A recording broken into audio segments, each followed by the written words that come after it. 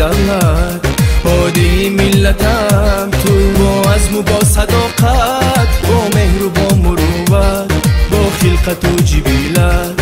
هادی ملتم تو، در سازمان ملل با لفظ مادریت، با شیوه ذکاوت، با لحن تاجیکانه کردی هدایت عالم بر وصل آدمیت، با حکمتی نیاگان، با حرفی عارفانه.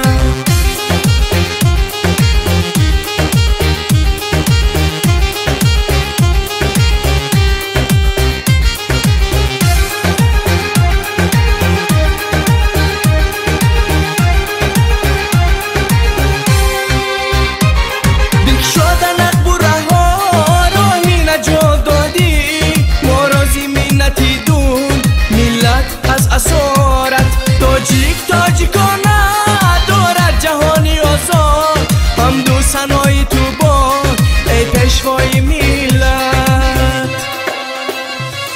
ای رود مردی ملت، هادی ملتم تو، در کارزاری دولت، هادی ملتم تو، با عزم و با صداقت، با مهر و با مروت، با خلقت و جبلت.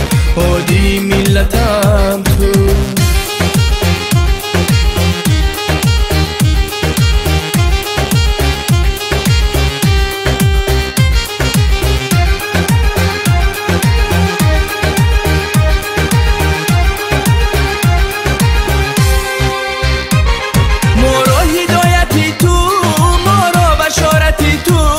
باشد کنون همیشه سرمشق کار و پیکار، شکرانه از زمانه، شکرانه از نصیبه، خواهم همیشه باشی تو سروری سری ما. ای رود مردی ملت، هادی ملتم تو، در کارزاری دولت، هادی ملتم تو، با عزم و با صداقت، با مهر و با مروت، با خلقت و جبلت. هادی ملتم تو، در سازمان ملت